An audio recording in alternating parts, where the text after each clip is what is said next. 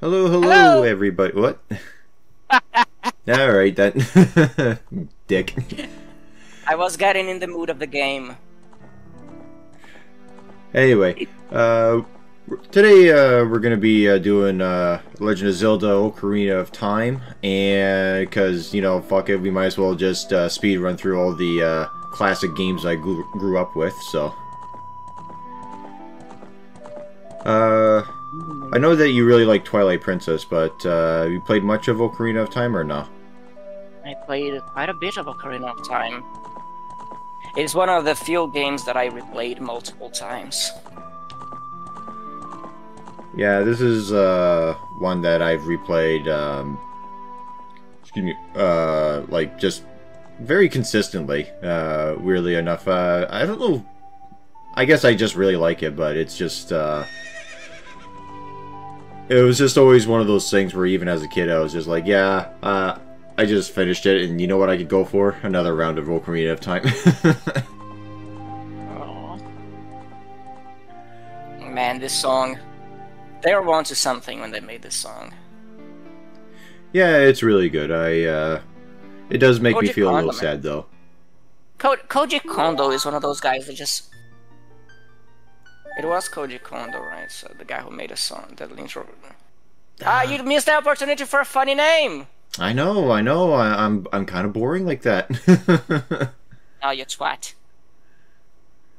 um, I think the funniest one is like the most simple one to do. It's just named Link Zelda, and when you meet up with Zelda, she asks for your name, and when you tell her, it's like, "Oh, Zelda." Somehow it sounds so familiar.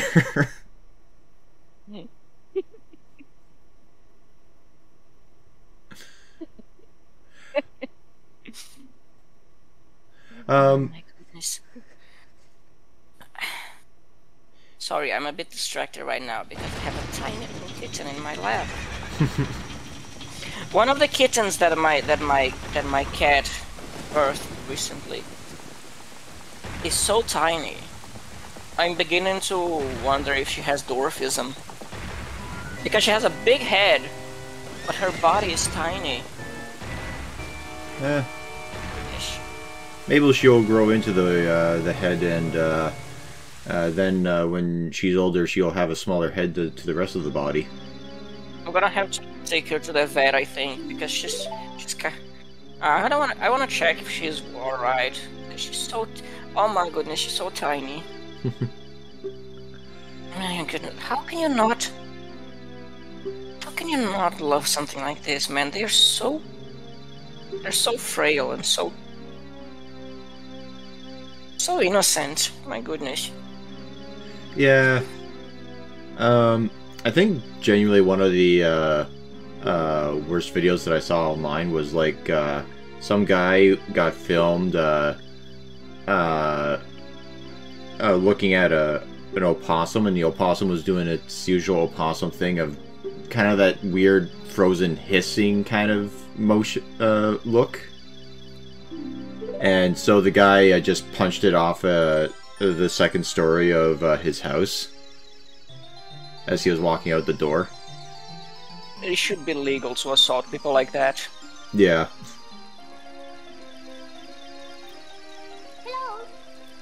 But Um, show them 3D graphics. yeah, gotta show off all of them. I don't know why that guy's humping a rock, but there you go. He hasn't learned about the Goron treasure yet.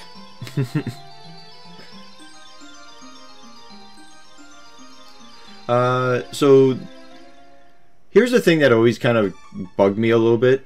I understand that that picture of the doorway, it's showing like, oh, the buildings across the way kind of thing in the distance. What exactly is that window opened up to? Because there's literally a wall there.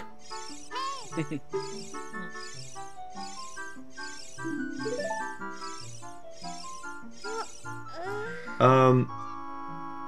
Oh, did you read any of the Legend of Zelda manga that was released? No. It's kind of interesting. I would almost recommend it in a kind of a Not really in the sense that it's that good, but more in a it's a bit an odd take on Legend of Zelda.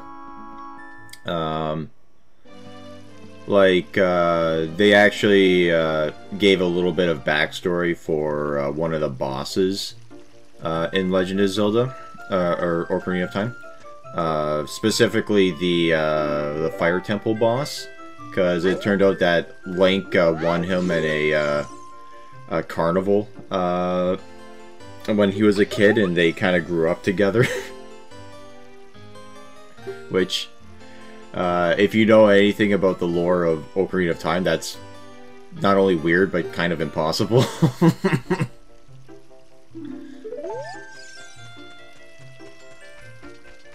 But, no, like I said, I just sort of recommend it in a, just sort of a weird way.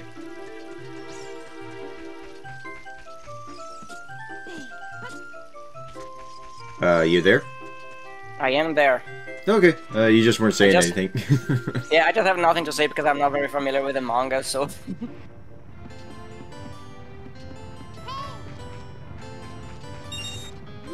Anyway, and we got the one place where you could technically die, the infinitely rolling ball. Mm-hmm. Or just a very mean hamster inside, keeping it perpetually in motion. Do you think the hamster's like that big, or do you think it's just more of the hamster has that much energy that he's able to keep it going? What? Can you repeat that question? Do you think the hamster is big enough to actually like push the that boulder like that, or is it more along the lines of the hamster is just so angry and has so much energy he's able to push it like it's a normal-sized hamster?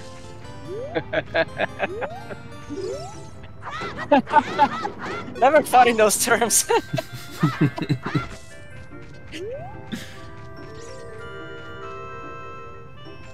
It's just a hamster that has gotten so... It's like Porky by the end of Earthbound 3. No, Mother 3. Where he's perpetually enclosed in that capsule. And like... His frustration is so tremendous that he has exceeded the limits of nature. I only played a little bit of Earthbound for the Super Nintendo, and I do know that Porky becomes evil, but he was not the final boss, but one of the final bosses of that game, right? I think you fight him in the final boss against Gigas. Yeah. I have played Earthbound many years ago, but I don't think I think I stopped like before the halfway mark. My computer had a really bad virus case, and I have to get reformatted, and I just never bothered playing Earthbound again. No, okay. Yeah, it is. It's a game that has a very specific appeal, and you kind of have to be in the mood for the kind of a kind of game to be really enjoyed it. I get what what people enjoy in it, but it's just not a thing that is for me because first of all, because I'm not that into turn-based RPGs. Mm-hmm. So. Yeah, it's, I guess I get your feeling where you kind of have to be in the mood for it, because, something that kind of hit me a little bit too close to home, when it came to that game was that, it was the, how the banking system works, in that game. Where you have to like call up your dad and then basically have a conversation with him and sort of say, oh, you want to deposit X amount of money or withdraw a certain amount of money.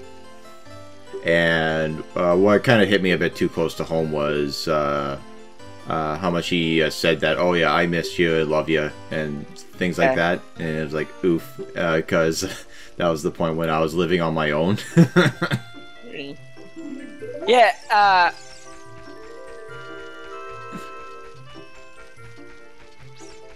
Yeah, I do recall, like, yeah, there's a problem, there is a mechanic of one of the conditions you can get is Ness becoming homesick. Is that his name, Ness? Ness, N-E-S-S, yeah. Yeah. And him becoming homesick, and it's kind of annoying how fast it happens. Like, you can go a couple hours without calling your mom, and he gets homesick. Come on, dude, just get your stuff together. Yeah. I always wondered why the Karate Kid was named Pooh, though. That was weird. Like, there's no way that's actually a name in Japan, and if so, I feel very sad for all the Poohs out there.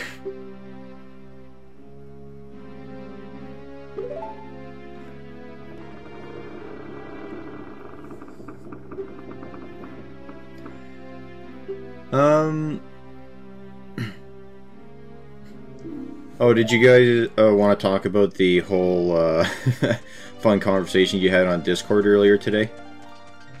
No. I don't think this is conducive for the moment. More conducive is the fact that my cat is messing up with the controller, with the remote controller, the TV. Okay. The one with dwarfism or the a different one? No, the one with dwarfism. I think she has dwarfism, and she's a kitten. My God, she's tiny. The kitten, like the kittens from the litter they're close to a month old by now. Mm-hmm. Oh, Calvin is licking her. Calvin is grooming her. I'm pretty sure Calvin is their dad, because he got one in before we castrated him. Oh yeah. And you silly goose! Look what you made, you little prick. I love you. Yeah, and they're close to a month old right now, and they're already walking around the bedroom. The mother, she's got a weird behavior. Like I put her in the vacant bedroom in my house. Mm-hmm. And she twice she moved them to another place. First of all, she moved them all under the sink. Which was weird because there's nothing there to offer offer comfort for them. And then when I moved them back to the bedroom, a week later she moved them under my bed. I think she's just trying to find more of a hiding spot to try and get them away from predators. Yeah, I did put them. I did set up a little place for them at the corner of my bedroom. So now they're living there. The funny thing is that their mother was like one of those really moody cats who doesn't like being pet and always runs when you get close to them. But now that she had her children, she's demanding attention of me constantly. She comes meowing at me, and I honestly don't know what she wants.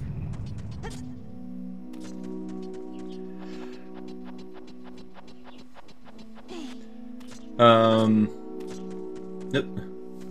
Almost completely fucked up my plan there, but there we go. Managed to salvage it.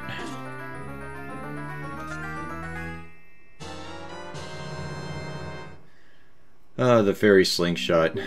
Fantastic.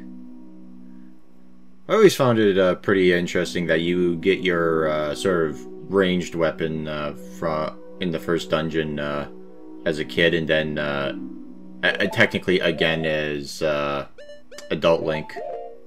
I like the idea of the weapon, the utility of weapons being restricted to the time you are in. Yeah. The timeline you're in.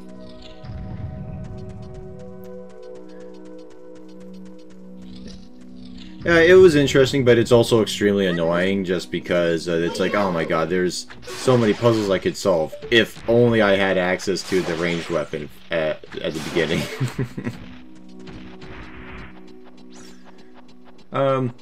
Actually, that was an interesting thought, though. Did you play A Link Between Worlds? No, I haven't. I haven't had the opportunity to buy it yet. Okay, because there was a mechanic in that one where you technically have access to all of the items right at the very beginning of the game, but you have to buy them. Mm-hmm. So I was just curious what your thought was on that. I mean, it all depends on how the game is designed, really. If the game, because well, if there is the possibility that you're gonna have access to the items from early on, you gotta be very careful of how you design the game. Mm-hmm. So how it technically works, or if I remember, because it's been a few years since I played it, it was you have access to one item at a time for rental purposes, and then once you at a certain point, I think after you complete like your first dungeon or two, you're then able to buy the items from there on. I find it amusing how we avoided the spider right there. Yeah.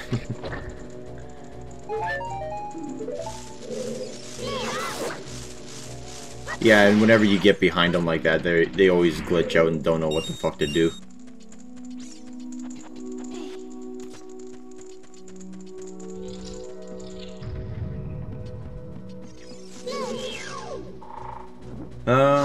Let's see. Oh, I had a fun time at work the other day. Apparently, what had happened was that, one of my coworkers, when he was operating the order picker, he, accidentally hit one of the security cameras with it, and, bent it in such a way that it's still usable, but they're gonna have to spend a fair bit of money to bend it back into place, kind of thing. And so they checked the security cameras, and they found that about a month earlier, I was bringing some washer fluid to the front of the store, and I bumped up against the entrance pole, and then they said, oh, that's the reason why it's been broken for a few months. I gotta pull your license. And now I'm gonna have to try and fight that, as to, like, that's a load of horse shit, because that thing has been broken since at least the summertime, and when that incident happened, it was about earlier this month. And like, I will admit to the fact that, okay, yeah, I hit it, sure, but not enough to actually bend it out of the fucking the ground like it's it currently is. Let's just take a moment to appreciate the logic behind the scrub's betrayal. I am so frustrated you kicked my ass that I'm gonna snitch on my brothers. Yeah. I love that. There is technically a they don't do that in the Master Quest version. Because instead of it being a yellow scrub that talks to you when you defeat it, it's a regular red scrub that just dies when you beat it. And once you do that, you don't know the password. So, and in the Master Quest version, they do change the password to get to Queen Goma.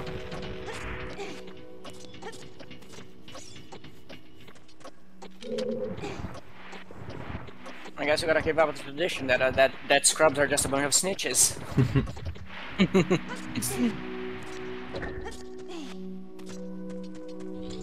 Alright, so here's a fun question. Have you played any of the sort of remakes of Ocarina of Time where they changed around some of the like the censorship stuff? No, here's the thing, has been a while since I've had the opportunity to buy any of the new Zelda games. So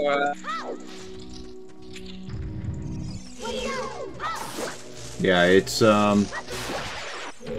I asked because two of the things that they changed. The big one was the Fire Temple background music, and the other one was the Islamic symbol that they had there. I have that version with of Ocarina of Time with both, like with the original chants and the symbol. Yeah. Yeah, the Islamic symbol on the mirror shield and the Gerudo items. Yeah, and then they changed. Yeah, and here. Yeah, the moon and star. That's why I mentioned it.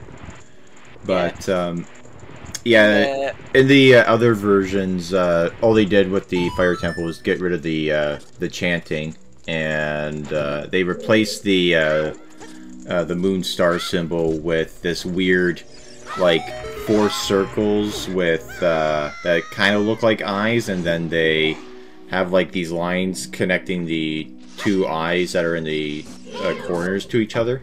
It's very weird. Is this a version with where Ganon has red blood too? If I remember correctly, yes.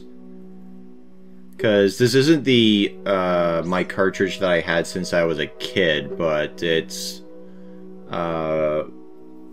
because I can't remember what happened to it. I either lost it or someone stole it, but I did manage to get another one before you know, game collecting got as outrageous as it did before. Yeah.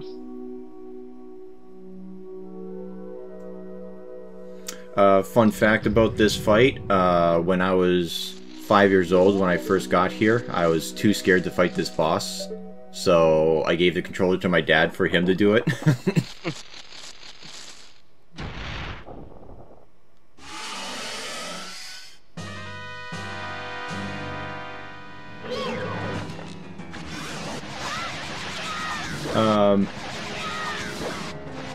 It's a little weird that she stands on her weird little birth tube thing to try and attack you, though. I do find a lot more weird that it's qualified as an arachnid when it's missing when it has like only what, 4 limbs, 3? No, it has only 3 limbs here. No, it has 4. Oh, there's 4. Yeah. So really, like, it's pretty far from being an arachnid. Yeah, but Gomas have been around since the beginning of the Legend of Zelda franchise, right? I could have sworn that they were in the first one. Yeah. Yeah. Okay. You fight Goma. I think you fight Goma as one of the bosses in the dungeons before the final. And I think you fight Goma one last time in the final dungeon, if I'm not mistaken. Yeah, I know you fight the fucking annoying ass multi-headed dragon like 5 times in that game because it's like the hardest boss.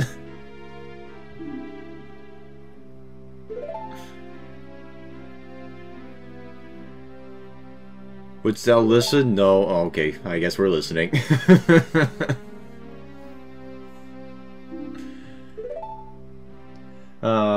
Yeah, that was something that I always found a little bit annoying about the beginning of Legend of Zelda games, is that they tend to drag. Just because it's always that hump of you gotta go through like everything, you know? Mm-hmm. Like, as much as I like Majora's Mask, that big first hour of where you're forced to be the Deku scrub, so fucking annoying. Yeah, it also doesn't help that this was before skipping cutscenes became a trend. Yeah. Yeah, actually I was just thinking, like in Twilight Princess, were you able to skip cutscenes? And I think you were, right? Yes, there was just like a small collection of cutscenes that you cannot skip, but most of them you can just jump. Yeah.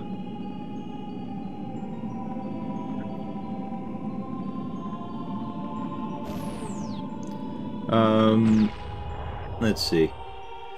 Yeah, the only... I still find that, yeah, Twilight Princess is like another one that its beginning is like drags the fuck on. Because, like, you spend an hour being a farmhand, and then the hour after that, you're stuck as a wolf. Just, I like how in this cutscene, none of the environments they show here are unique environments they set up for the cutscene. They're all just in-game scene, in-game places you go through. Yeah, like this one is literally 3 feet from where we're standing. Yeah. I think the first one was from like Gerudo Valley. Yeah, it was Gerudo Valley, in front of the Dongo Cavern, and then, yeah, right where we're standing. Yeah. I mean, it's a way to save on space. Yeah.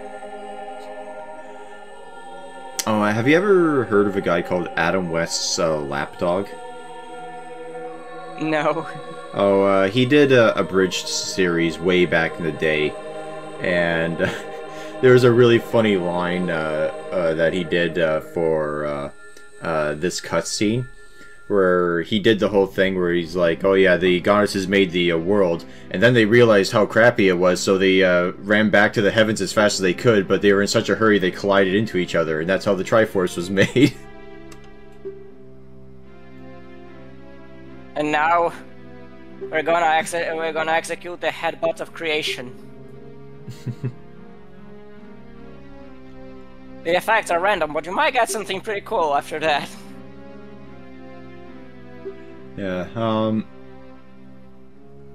oh, while you were successful in helping me, I'm going to die anyway, because fuck you.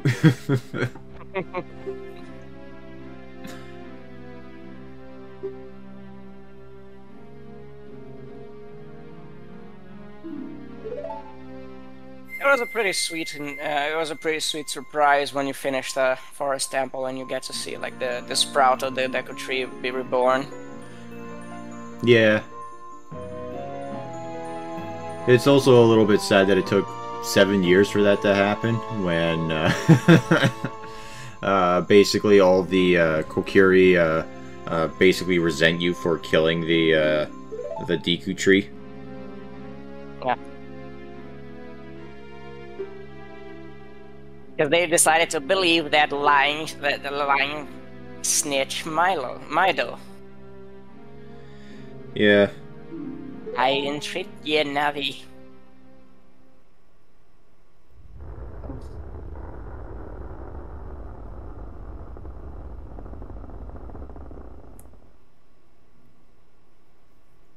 Damn, he died real fucking quick.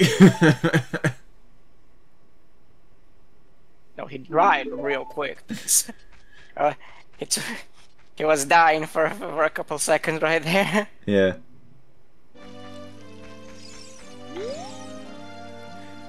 Also, it took me the longest time to realize that the Deku Tree actually had a mustache, because I thought that was his mouth. He just has some really weirdly shaped lips.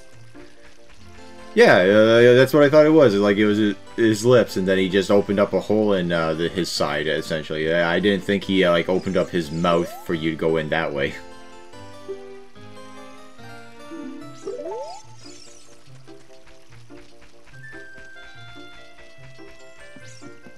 Oh, a quick question for those watching, and also for you, Gok. I do have the Master Quest for Ocarina of Time. Would you guys be interested in seeing that?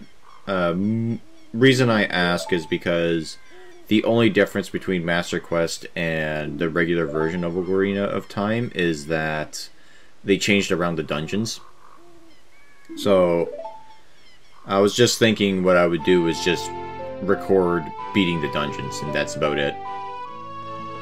I recall that they changed the puzzles in the dungeons, right? Yeah. So, like, some of them are pretty fucking wild, too. But, Okay. Yeah. Be willing to see that. okay. It's just that, I got it.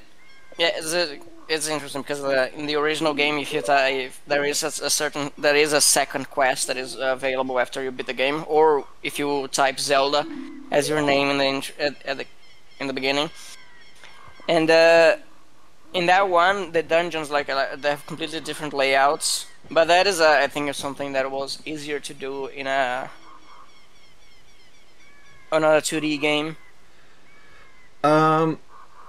Yeah, but the problem is that the Japanese their N64 cartridges got the Master Quest version. For whatever reason, America did not.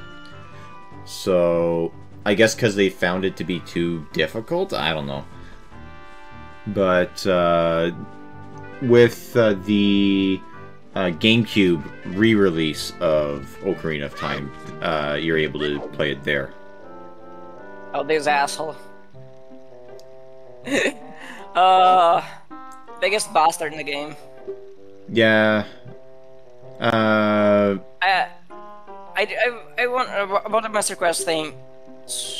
I wouldn't be surprised if there was some issue with localization where localization in English took more space. Well, in English and in Europe took more space than in the Japanese version. Mm-hmm. So they have to cut down on the Master Quest dungeons. So. That might be the case, but it also might be the case of the whole Super Mario Bros. 2 situation where they thought that, you know, those stupid gaijin can't handle something more difficult, so we better dumb it down. Because that is a thing. I mean, I don't think there is a reason to dumb down something that is optional to the players at the beginning, or... it's the idea, like, I think it would be very easy to just say, hey, this is for people who already beat the standard game. Mm-hmm. So, don't start this if you're a noob. And also, classic speedrunning tactic. If you hold the Z button and then keep running backwards, you move faster than you would if you were going forward, which is basically the only way you can get to Hyrule Castle before nightfall. I usually don't even bother. I just go to Lon Lon Ranch first, because then I just speed up getting stuff like some of the Skulltulas, some of the heart pieces. But you can't do everything at Lon Lon Ranch because isn't Malon and Talon over at Hyrule Castle? Or do they only appear when you first appear there? I don't actually know. I think they are. Yeah, they are first in, like, when if you visit Lon Lon Ranch before meeting them at the castle, you will find just Ingo at the ranch. Okay. But then I go there just to get some of the items first, and then because of that, it's a good option then because I then get more Skulltulas and can take the trip to Kakariko to get the larger bag. Okay. I guess I do it the opposite way, where I do Hyrule Castle first, then go to Lon Lon Ranch, and then go to Kakariko Village. Yeah. I'm gonna have to mute myself a little bit. Okay. How you doing, folks? I guess Goku needs to yell at people on the internet, so... But yeah, let's see, what else is going on with me and the rest of the universe? God,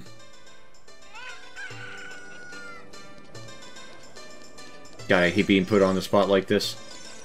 Oh yeah, you gotta talk to Malin here. It's very important because she will not go to Hyrule Castle unless you do.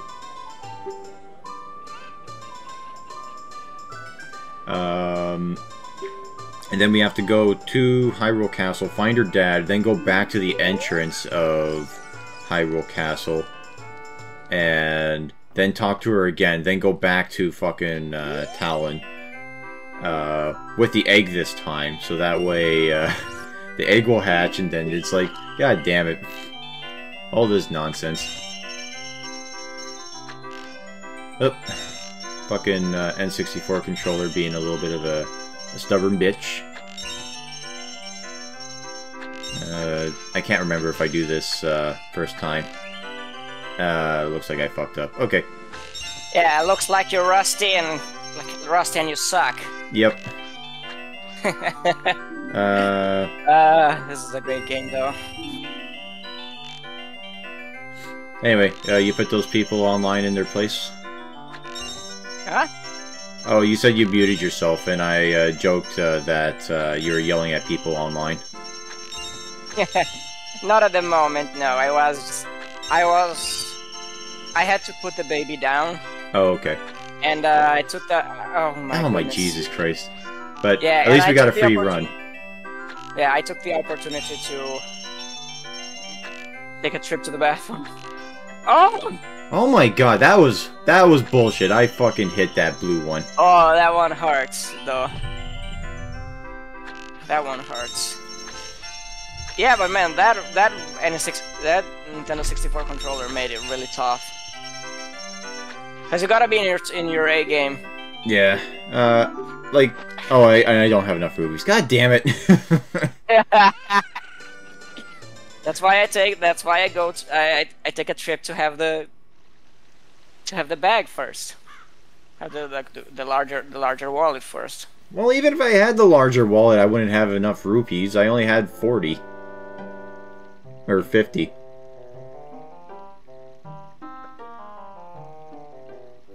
Oh, hello, you prick. Yeah. Do you want to hear what I said again about how fucking time works? No, I don't give half a shit. I know I have very limited amounts of it. And I don't want to spend it all talking to you. Now, in frustration, I'll headbutt I'll headbutt this tree.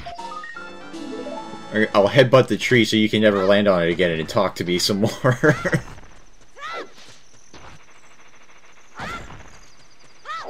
Oops! Yeah, and this will be a 100% run. So getting bugs is very important if you're 100%ing Ocarina of Time. Are you gonna be exploding the gossip stones too? I know that's a fun thing you can do, but they just respawn afterwards, so I don't think I do.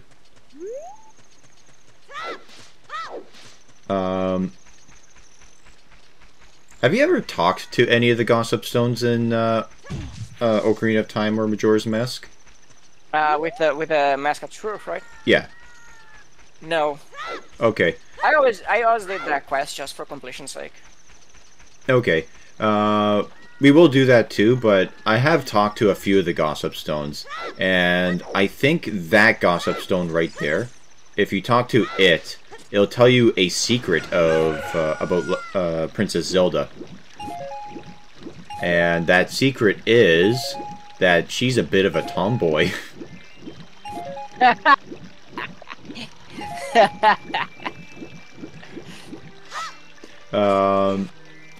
And as we all know, tomboys are the ultimate straight option.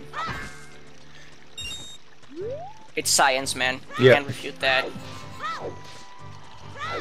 And,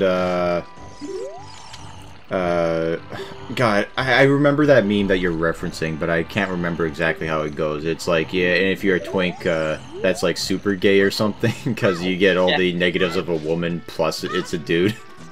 Yeah. Basically, like, oh, there. You forgot to talk to Malin. Yeah, no, basically, like, how straight is each form of dating. No, I did talk to Malin. It's just that you have to talk to her in the city, then she comes here, but she only comes here once you talk to Talon. And then we have to talk to her, get the fucking egg, wait for the egg to hatch, and then we wake up Talon. No, you can just talk to her in town and then wait until nighttime, and she'll be there.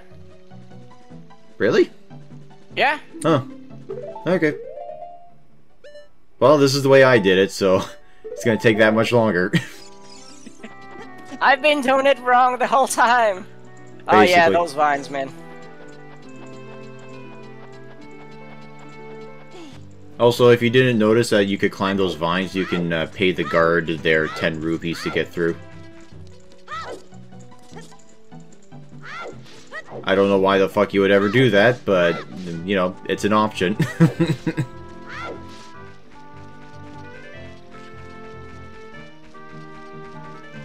What were we talking about? I have no clue. Okay. I do recall that. I imagine how much frustration these guards cause on people until they realize that until people realize they have no lateral vision. Oh, they only look forward? Yeah, basically, like, they can only see something like 45 degrees in front of them. Oh. Because I could have sworn that if you walked on very specific places as well, they could see you there, but... Oh well. Let's see, I'm trying to remember what other Gossip Stone secrets that I remember. I know that Malin is waiting for a knight in shining armor to sweep her off her feet.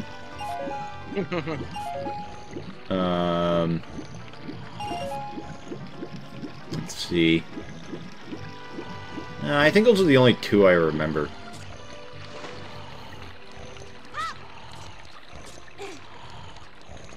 Now to wait until that is one of the that's like you can talk to Malin at night and during the night, and when at the point you reach Talon, the egg will be hatched already.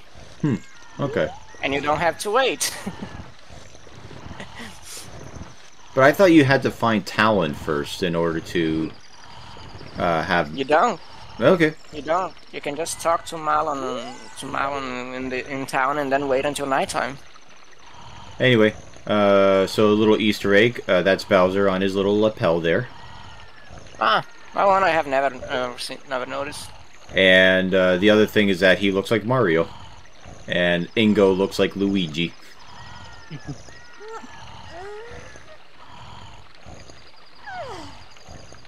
I thought about speeding up this, and then I was like, nah.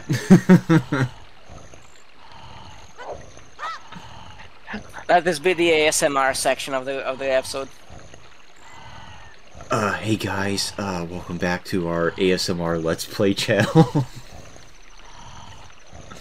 You better not start licking the microphone. Oh, I was gonna deep throat it, but okay. If you insist, I won't.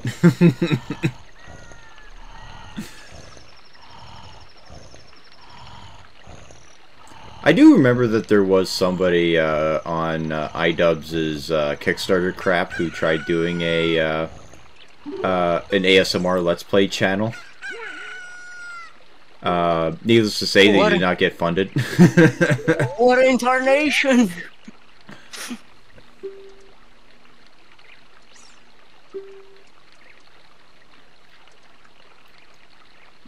The rest, and I guess I fell asleep for like fucking 3 days.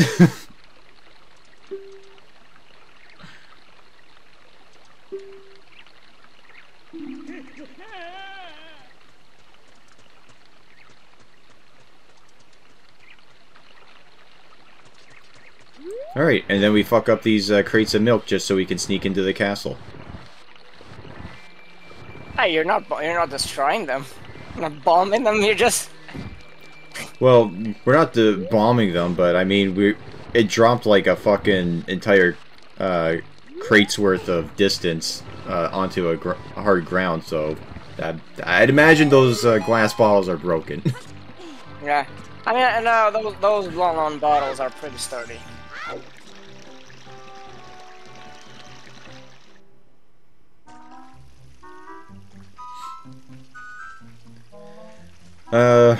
And then we got the Metal Gear Solid section.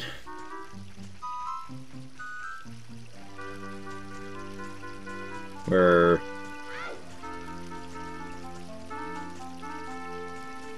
The only downside is that you kind of have to wait around for the guards.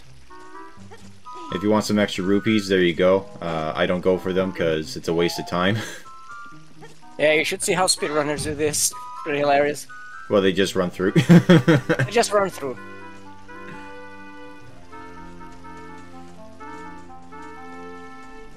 I'm actually curious who that statue is supposed to be of. It looks like a knight, but in flames or something. That's a good question. I don't know if there is any lore behind that. Actually, I've never stopped to think about it. Everybody write to Shigeru Miyamoto and ask him what the fuck that meant. I think for this one we have to write to Eiji Onuma. I thought Shigeru was like a producer or executive producer. Which means that, yeah, he gave money, but he also called the shots as to what goes in and what stays out, right? Perhaps. I'm not too familiar with the input of producers in Japanese industry. Okay. Anyway, a few little fun facts here. Through this window, you can see Yoshi and Peach and Mario, Luigi, and Bowser. There's a better look at Luigi. And at this window, there's also another secret. Don't cause any trouble. Have a bomb. Let me apply the IRA solution. One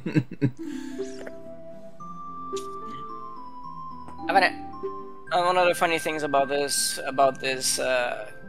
this section of the game is that the model for the soldier and the at the other side only has the top half of his body. Oh, really? He's like, yeah, he's like the shopkeeper. Shopkeepers, they don't have legs.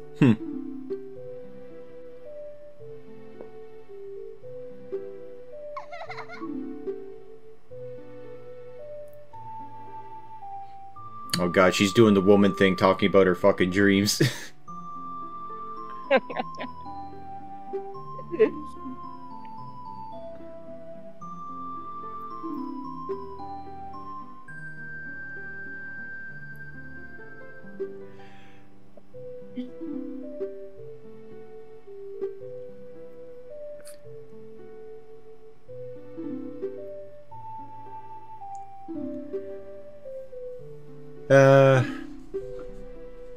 Yeah, now I'm kind of regretting not naming myself Zelda, but whatever.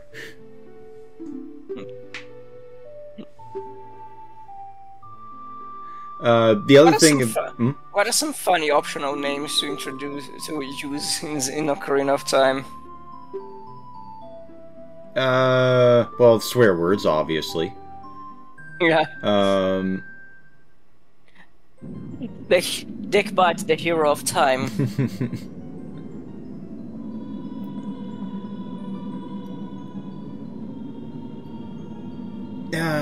God.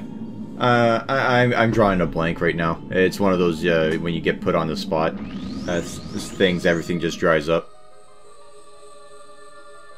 I remember, like, I was watching some bits of a stream someone made of Final Fantasy VII.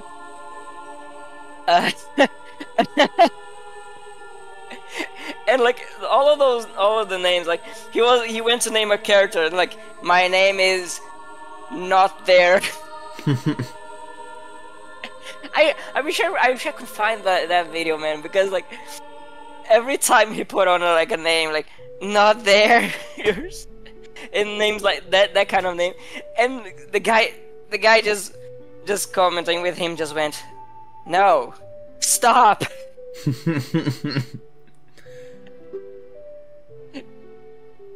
Which was funny because none of the names were ever like any like swear words or insults. It was just like silly puns, and the guy was just so frustrated. The guy was commented with it, watching him was so frustrated with it. Oh, we got a title drop. Time to roll credits.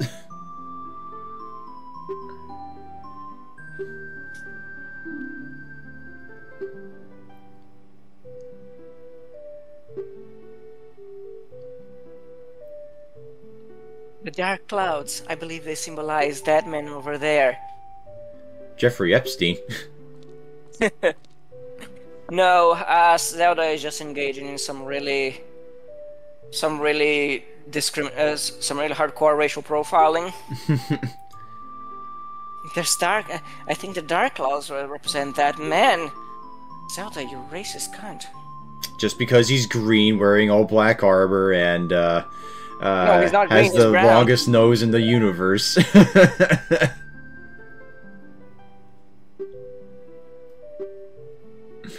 Really, Zelda? You're comparing the brown man with dark clouds? Look, everybody knows that if you have green skin, that's just a pseudonym for being black. Come on. Orc lives matter too.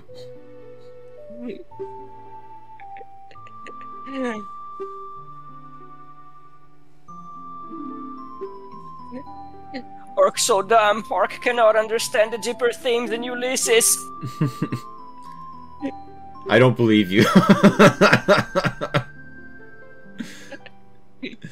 God. It is funny seeing Zelda's reactions if you choose like the no answers, but you get put in that infinite loop of thou must though. It would be funnier if every time you could continue responding, she would get more frustrated every time.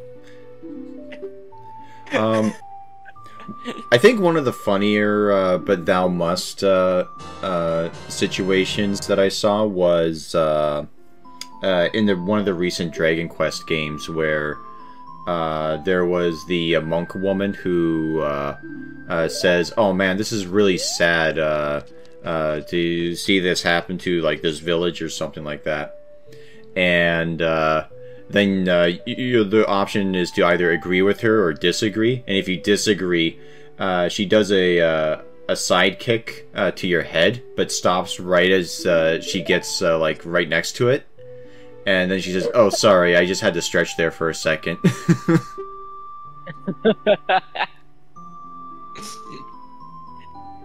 It's really sad that those people got attacked and slaughtered.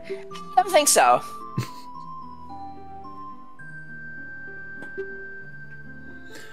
Also, it's pretty funny that this is Impa, considering in other games she's like this big fat fucking woman.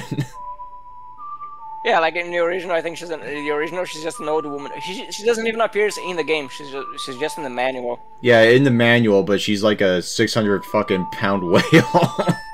And in Ocarina of Time, she's a ninja. And and in Skyward Sword, she's just sexy brown sugar. I haven't played Skyward Sword, so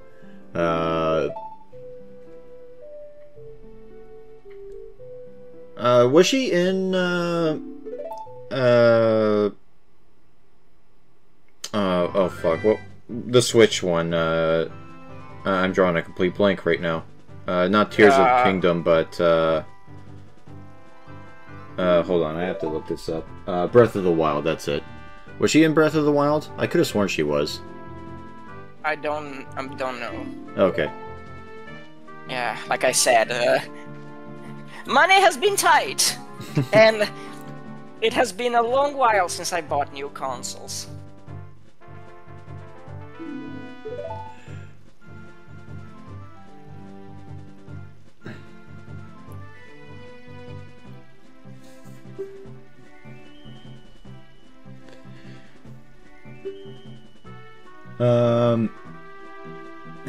Let's see.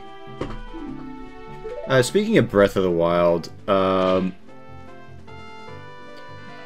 know that there was that section in the game where you go to Gerudo Valley and, or the Gerudo Village or whatever it was. Do you think that they added that thing about, oh yeah, the Gerudos aren't actually evil, it's just that when Ganondorf was reincarnated, he happened to be part of the Gerudo tribe? Do you think they added that in to sort of dispel some accusations of racism or something? I mean, it was never something that... Because it was one of those things, like, I never thought that the Gerudos were, like, legitimately evil. It was just more like, oh, this is just who rules over them kind of thing, and they're thieves. That's about it. Because the Gerudos aren't even, like, the antagonistic forces most of the time. They're just, like, most of the time, I mean, they're incredibly sexist, there's that, but... Oh, they are a society where they only have, like, one male born every 100 years, so... Yeah, but there was that whole thing where you have to rescue the Carpenters, and there's like, oh man, they locked us up just because we're men. Yeah. They're gonna execute us with Snoo Snoo. Yeah, I don't think it was ever like properly framed of the Gerudos as being evil. It's just that they're how their society is organized. They have the one male that is born is the king. So it's just an unfortunate situation. It's really just Western nonsense. Yeah. People like to apply to the universe. Yeah, because, like I said, I never really found them to be all that bad, and especially when you kind of kick their ass at the rescuing the Carpenters, they're like, ah, you're pretty cool. Alright, we'll let you in. Yeah. You're gonna get an honorary member's card. Quite literally, yes. You know what I did with this game? Cheat like I did and point the camera towards the two chickens that are hard to find. No, I always toss I always toss the other chickens behind the counter. Because if you toss them in between that platform where he's laying and the stairs, the chickens are gonna get stuck there. So then, when he tosses like the 3 chickens around him, yeah, they're gonna be the only ones in that move. So you can get them no problem. That sounds like too much work and effort. I just point the camera and just remember where they land, because they always land exactly the same place. But it is kind of hilarious. I don't know if it's an issue with the pathing, like they never expected people to toss the chickens there, so they never make so that they could get around.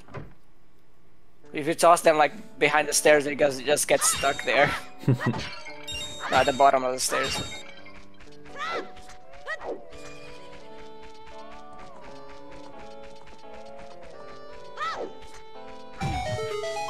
Here we go, got another gold Skolta. Yeah, it's always a bit of a mouthful to say that name, Skulltula. It doesn't really roll off the tongue very well. I thought you were gonna do that game with Ingo. What game with Ingo? Oh no, not the one with Ingo. The one, the obstacle game as an adult. Oh, well. There's a bit of a problem with doing it now, Gok. No, yeah, I know. Like, as an adult. That's what I specified. Yeah, You're but... not an adult. Anyway. I was so pissed when I found out the price was just a cow. We're gonna deliver the price to your home. It's just a cow! Yeah, it's a whole fucking cow. It's great. Anymore. I'm not using milk anymore. I can just buy potions.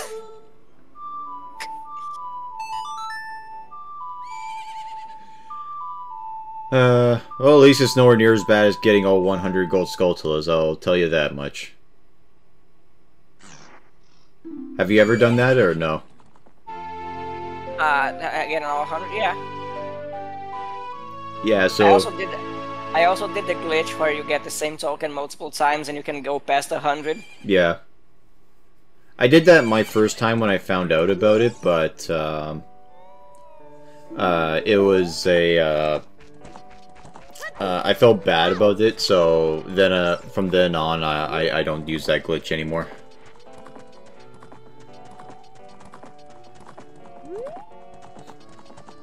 Aw, that's cute. Epona just keeps following us.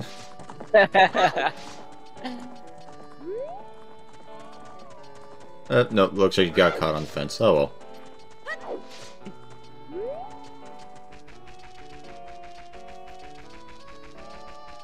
And now we're going to my secret little hidey hole from when I was a kid. I always liked this place. I don't know why.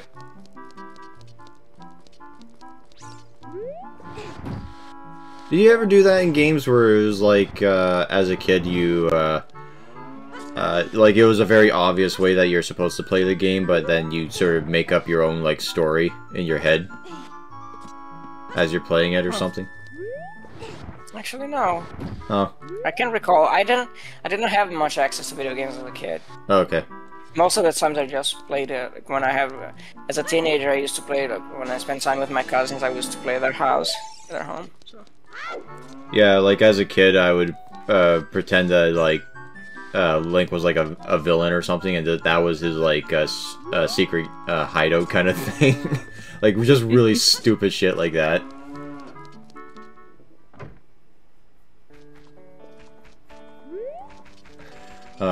I think another one was that I played Perfect Dark, but would do it in such a way where I made it my mission to kill everybody. Yeah, the annoying thing is that you can finish the missions right like that. Yeah, because some of them specifically state don't kill scientists and shit like that, and it's like fuck that noise.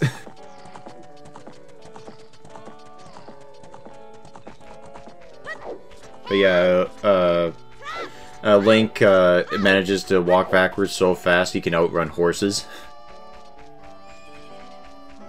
And that will be it for episode 1 of Ocarina of Time.